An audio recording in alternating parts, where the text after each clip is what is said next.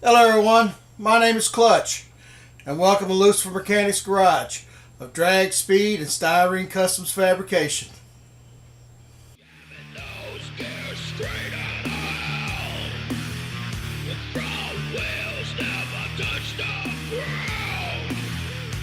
Destroying everything that affects, making me rich for my sins. Welcome to the Lucifer's Mechanics Garage.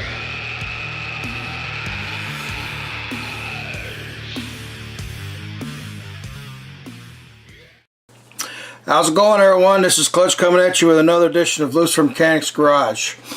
Today I want to be sharing with you a video about soldering.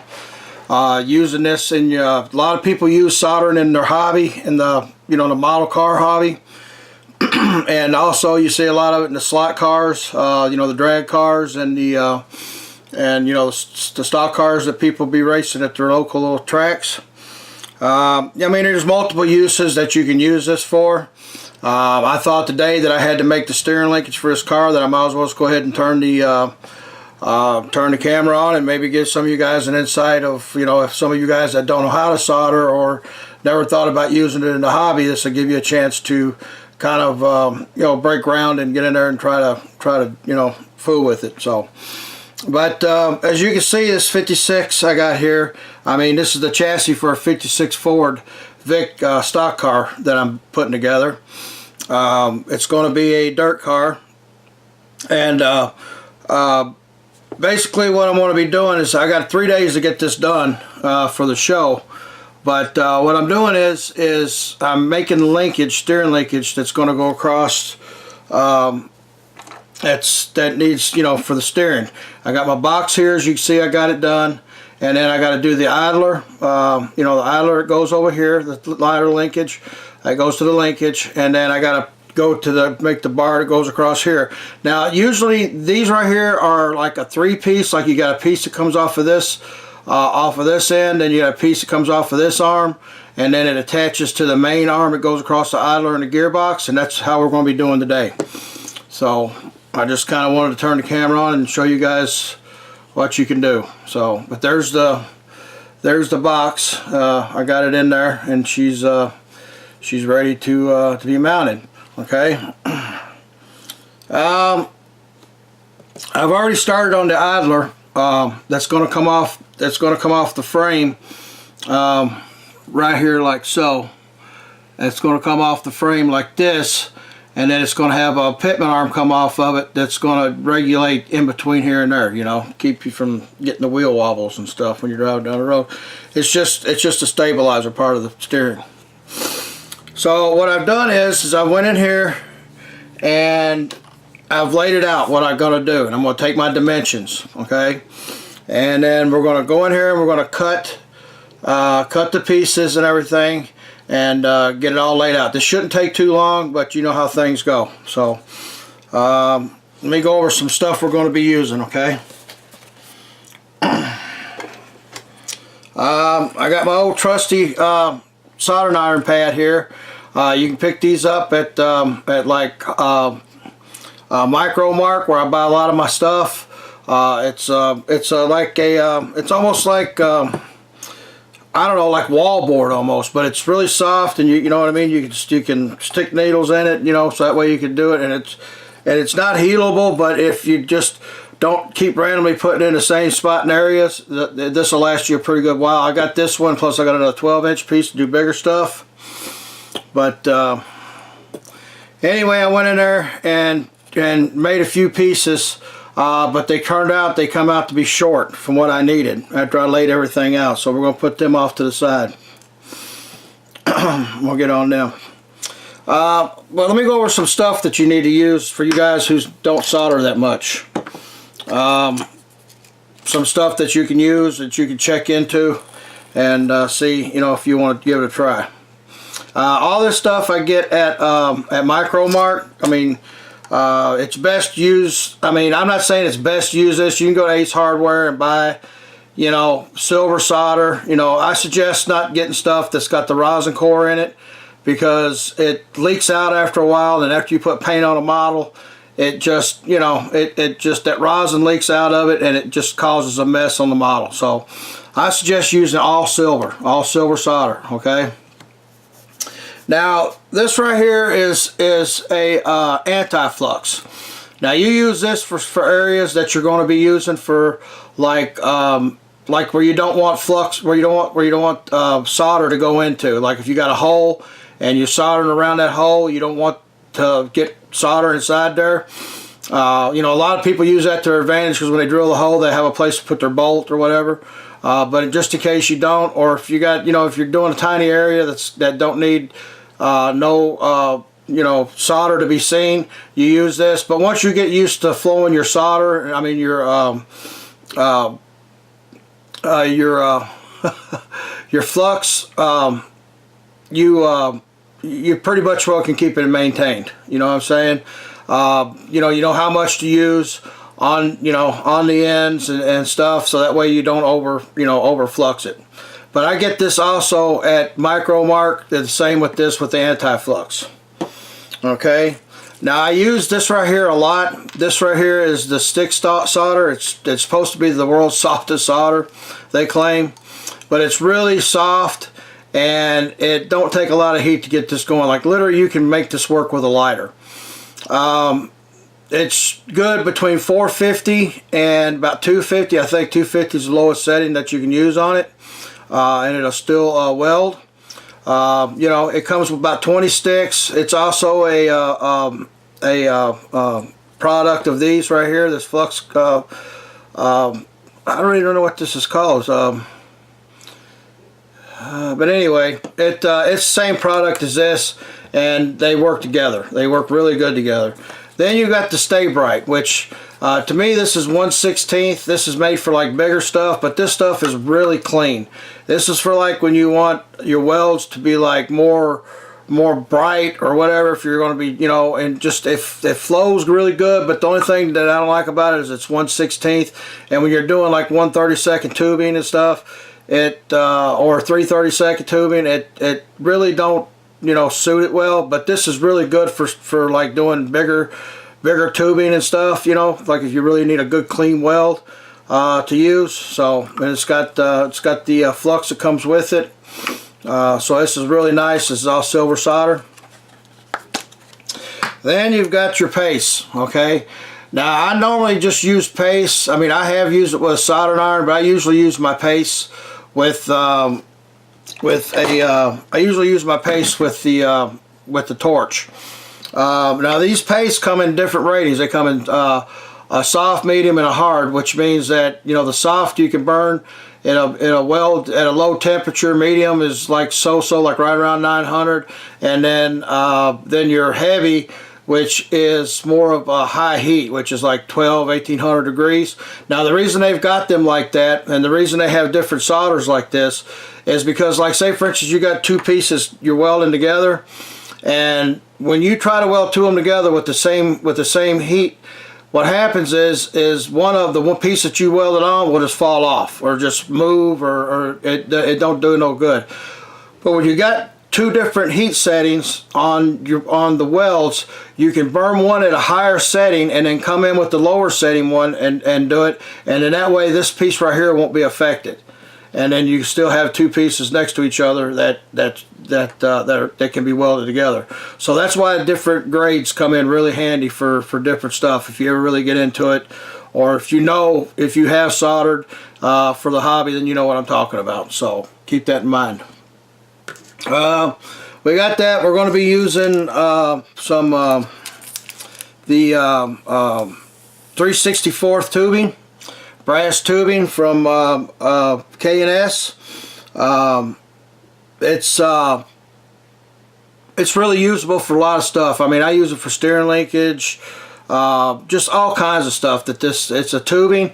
It's about the smallest you can get until you start getting into like the stainless syringe type tubing, you know, which you can get online if you look for it, and it can be welded too. Stainless can be soldered, so keep that in mind. But I usually use this in general because, you know, it's just a little bit oversized of what I would like for the linkage and stuff to be, but it's not so large enough to where it's not like, holy cow, it looks like it fits a 1/16 or 1/8 or something, you know. So it does come in handy. And you have seen me in the past videos where I went in and took the beef off of, you know, took you know, some metal off, you know, by thinning it down, sanding it with my drill to make it thinner. So once you put paint, because by the time you put paint and primer on it, it gets a little thicker. But I don't pay no mind because, you know, this is used a lot in the hobby, so it's kind of almost accepted as being like overscale kind of. So, you know, but plus when you get down smaller like that right there, and you got mechanisms that move and stuff, it just turns into a disaster. Once you got a completed model done, it breaks and everything else. So, but yeah, we'll be using that. And you're going to be needing some sandpaper. I got some 400 grit here. I'll show you what that's for when we get to it. And then I got my good old trusty tape right here, taped down to the table, that I'll show you what this comes in good use for. Okay. So now what we're going to do is we're going to grab my model and we're going to figure out the dimensions we need. Okay. First, what I want to do is I want to figure out my spindles, for my spindles. Okay, I got to figure out the lengths of these shafts right here. These shafts right here, I got to figure out the length of these. Okay, can you see it right here? All right, right here, I got to figure out the length of these. Okay, so what I got to do is I'm going to come in here. I'm going to take my measurement of what I need and write it all down. Okay, it's got that straight, that's straight.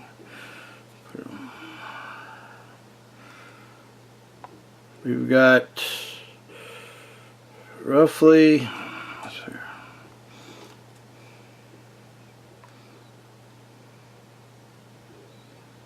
an inch and 7/16.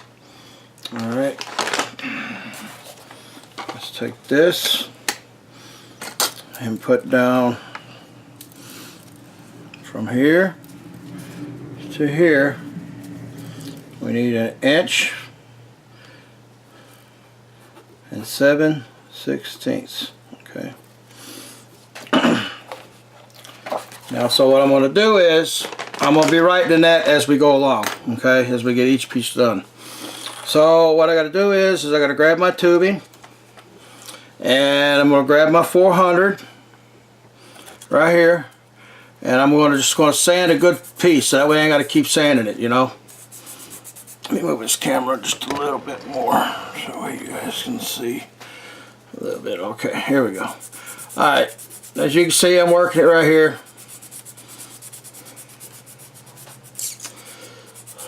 Getting her good and sandy, because what happens is when you weld these pieces together, okay, normally when you weld metal together, your electrode that you're using, whether it be a stick or, you know, TIG welding or MIG welding, what happens is you penetrate the metal and it mixes the two together. So that's how you get a good solid weld. Actually, you know, our theory is that a good welded piece is better than a solid piece, because you actually strengthen the steel when you put a weld on something, you know. But what happens is when you solder these pieces together, they do penetrate into the metal just slightly. You can't even really notice it. But what happens is when you sand your pieces, okay, what happens is when you put them two pieces together and they got sand marks in it, you got the little bitty pieces of grain that go in there, that gives it more to adhere to. And it you know, it makes it more strong, you know what I'm saying? So we're gonna go over here to our piece of tape. Now your another 11 knife, I know a lot of you guys know this about your number 11 blade when you cut tubing, but instead of using the same instead of going in and using another blade, what I do is I love knives. I collect knives, and I sharpen them all the time. Well, actually, I restore knives when I can. And then what I do is I just go here and I reshape my 11 blade, because it gets, you know, it gets all bent up and stuff after you get in there and you know, cut some tubing with it. So what I do is I just come in here and I just take that roughness edge out of there and put another nice little edge on there. See, and right now I could actually cut myself with that again after it was flat. Okay, now what I'm going to do is I'm going to go in here and I'm going to cut my ends for the two ends that's going to go for the spindles. Okay, now see that tape right there? I always use tape when I cut my pieces. The reason being is when you cut them, and if you cut them on any kind, like you know, like you got your healable boards and hobby boards and, you know, desks or whatever, man, they just pop and they blow everywhere. But if you take a piece of tape and lay it down and you're cutting little pieces or just big pieces or whatever, you're tired of chasing them down, just put your piece of tape down like this. And this right here will keep it from jumping around. You know, it's something really, really handy, because you don't know how many times I've looked on the floor and tried to find stuff until I finally just was like, man, how can I keep that from happening? And then that's what I come up with. Alright, I got our pieces cut. Alright, now I'm going to cut the piece for the two ends. I'll just cut it, let's see, I'll make it right here. Alright.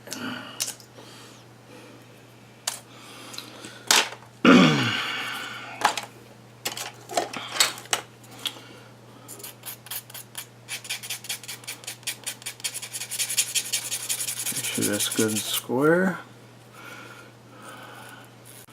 Round it off a little bit. Let's go to the other side, square it off. Round it off a little bit. Alright. Now you're going to come in with your wrap file. You know, if you ain't got these little bitty files like this, you need to add them into your hobby. They're small and they're good for like getting, you know, doing some small tedious work that big rifle files can't do. And then what you do is you come in and you put your horseshoe shape in there.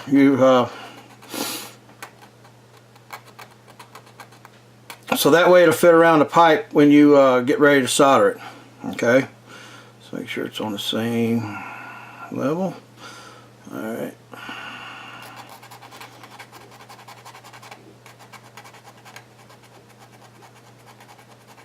There we go. Alright, now we're going to set this up where we can start soldering. Okay, I'm going to put one in the center. I'm going to put my piece in there. Make sure that the coper, where I coped it out, is up where it needs to be. And you take one, you put it over here. Try to put them in straight in so that way they don't walk upside of the pins. Because if you put them on a slant ways, they wind up walking on you. There you go. Okay. Now I'm going to come in here and put me a piece here. And then I'm going to put a piece right next to it. Let me put it over a little bit more. There we go. I'll put a piece in right next to it. There we go. That's what's going to hold our little end pieces in. Okay. Now we're going to come in here. We're going to add one of our end pieces in.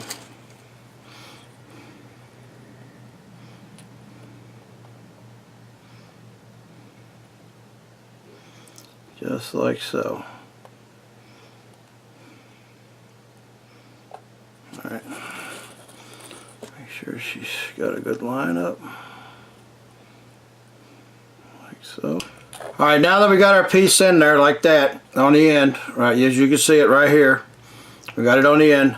I'm going to come in here and I'm going to put a pin at the end to make sure to hold that, to keep that from moving around. Okay, got that in there. Now what we're going to do is we're going to come in with our flux, and you got to use this stuff sparingly, but be sure to coat both of the pieces that you are doing. Okay, because it will not flux if you don't have them coated. Okay. I mean, you could use the anti-flux, because if you don't watch it, it will get on these pins. But I'll show you two different ways of how I use flux, okay, or use the solder. Okay, one of the ways is, first of all, let me show you what I'm soldering with here. I'm soldering with this right here, the welder. It's on, so I gotta watch it. It's hot, and these things will burn you up if you don't watch it. Believe me, I've burnt the tip of my fingers bad before.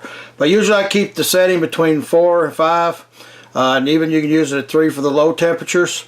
And it's got a sponge on it, so when you get done laying the solder on, you take your soldering iron and you wipe it across the sponge. And what that does is that cleans the solder off the tip, and it don't keep the tip all gummed up. Because if you don't clean it, what happens is your tip gets all gunky and stuff, and you have to go in there and kind of file it in, and just by then you probably have to buy a new one, you know. So you really don't want to stay away from that if you can. But anyway, let's go in here and put our tip on and put our solder on here. Now, this is one of the first ways to do it. This is how I do it most of the time. Is you put your piece on your tip, and you come in and you touch the metal with it, like so, okay? And there you go, it's on. Now we're going to go in there and clean our tip, okay, on that. And there you go. That's how you do it the first way, okay? It's good to have a little bit of water on the side to dip it in, which I did not get. But as you can see, there you go. There's your soldered in. Okay, got a good solder on it. A little bit too much, kind of, but I can always take away. It's better to take away than to add. Have to add, okay? Now we're going to come in and do the other end. Alright, slide it up in there. Now I'm going to show you this other method how to do it. That can be done. Okay. I'll come in here.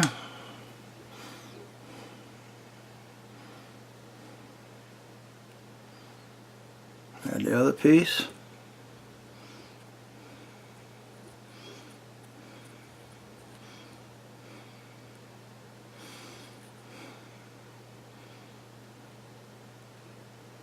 Alright, let's spin that around. Put it right there where it's coped out. Take our pin. Put it up against it, like so. And there you go. And then we're going to take our flux.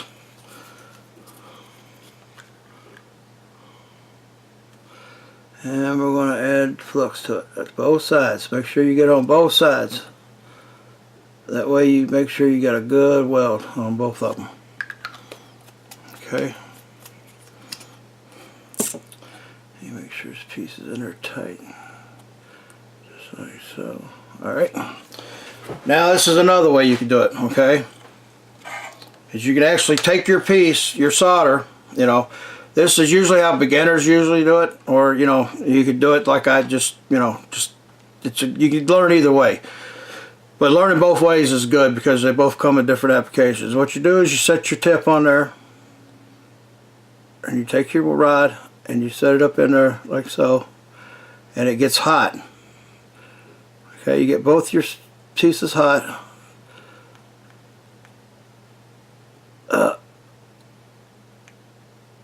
I got a little on the side there. That's alright, we get that off. Right there. Okay. Alright.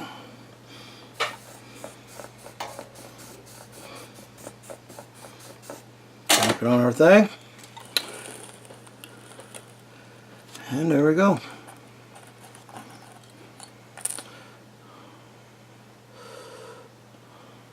And there we go. See? So that's two different ways that you can do it. It's got a good decent weld on it.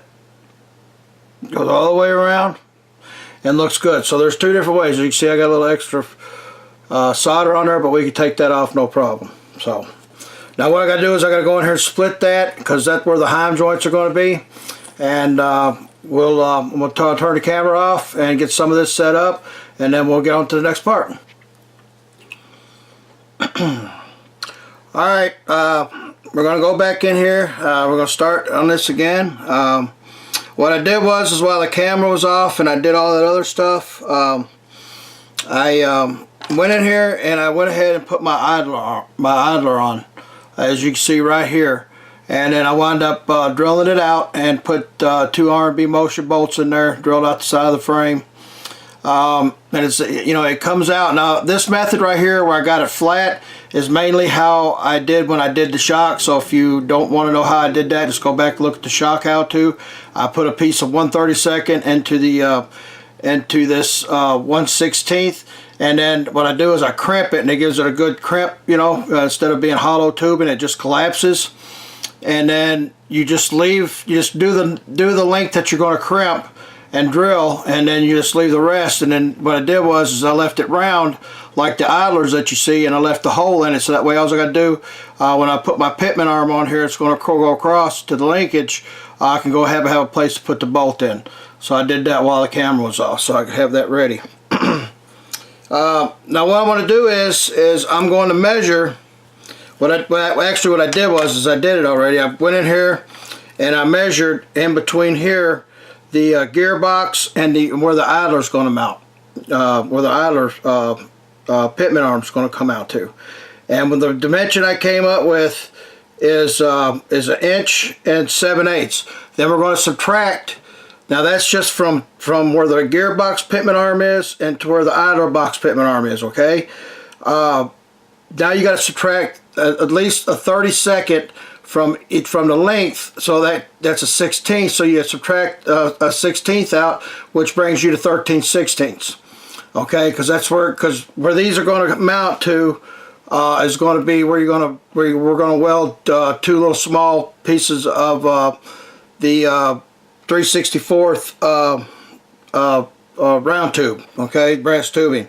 And so that subtracts it from that, and then when they're welded on, they actually come out to 7/8. Okay. Okay, set this over to the side. As you see, I went in there and I pre-bent the piece just to save some time, and I'll show you where it's going to be this piece. It's going to be this piece right here that you see that I got drawn out. And what I still got to do is I went in there and I bent it with these benders here. You can get different sizes at Micro Mark. They come in handy. I mean, these babies are worth their weight in gold. I mean, they help you. So what I'm going to do is I'm going to go in here, and what I still got to add. I still got to add 2 pieces of tubing right here to where the outside drag links are going to go for the spindles, and then I got to add the 2 pieces of tubing on the ends here for the to do the, you know, to go to the gearbox and the idler. Okay, so I'm going to shut the camera off again. We're going to do that so that way we can just save some time. Okay. All right, everyone. I went in there and soldered these pieces together. Soldered the one piece. As you can see right here, I soldered these pieces right here to the sides, and then well, you see one of them fall off already, but then these right here are going to hook into that. What I'm going to do is I'm going to drill holes. I'm going to drill holes through these, okay, and then I'm going to be able to put a bolt through there. All right, and then these ends right here are going to have heim joints on them that are going to go to the spindles. Okay, I kind of did that off video because it took me about actually about 35-40 minutes to prep this up and get it to where I can you know, do it. But as you can see, that's the piece I wound up with. Okay. Now, like I said, this end right here is going to go to the idler, and the other end is going to go to the gearbox pitman arms. Okay. Now I'm going to go in here, and what I do is as I showed you guys before, I told you what I do is I go in and I crimp this aluminum to make pieces, you know, to make like the ends of my shocks, for all kinds of things, for making hand switches, brackets. And what I do is I squeeze them together, and then it gives me a like aluminum flat piece of aluminum to work with, to, you know, cut out, you know, for finger grip, you know, whatever. 1,000 uses by crimping these together. So what I'm going to do is I've got a piece in there, okay, to make my first pitman arm, and then I'm going to go in and I'm going to make another pitman arm, and then we're going to get them attached, and then we'll come back with the video and show you, you know, it almost being done after I crimp these, okay? Alright everyone, it's been about, I'd say pretty close, about 3 hours since my last video, since we was last watching this. What I did was, as you can see, I went in there and completed the whole section. I went in there and, you know, and cut my pieces and everything I needed. I got the dimensions wrote down I need here, except for these two links here, which are right here, and I'm getting ready to do that, and then that way I'll have my length for future, you know, for future reference when I'm ever, you know, going to build another one for, you know, this style. But as you can see, is how I laid it out. You know, whenever you're doing something like this, instead of just trying to remember dimensions, lay it out like this and get somewhat in your mind of how you want it to be. Now, as you can tell, the end link didn't come out the way I got it drawn up. Now, the reason I couldn't do that is because there was such a short distance in between them that I couldn't bend it and then bend it back out and then come out like this right here. Because these right here wound up being right in here, and then it was just so close within, it didn't make no sense to do it or try to pull it off. So that right there, as you see, is how I wound up doing it. So sometimes these don't, you know, because everything's so small. But what this does is this gives me a reference for next time I go in and want to do the same thing to another build. Okay, I mean, I've got different setups, you know, drawings that I've done for different, you know, styles, you know. So, but anyway, this is what I wound up with. I got my two pitman arms, one for the idler, and then one for the gearbox. Okay, I'm going to bend these up last, because when I get all this done and painted and everything, and get it all put in here and put together, that's when I'll go ahead and cut my pitman arms, and I'll know the exact length instead of trying to guess them while everything's loose and you wind up too long, too short, and you just run into problems. So it's one of them steps that you just kind of step back and then put it to the side until everything gets assembled. Then you can make it. It makes it a lot easier. But that's basically it, y'all. Here, I'll pull this in here so you can see them a little bit better. Is that good right there? Let's bring it back just a little bit. There we go.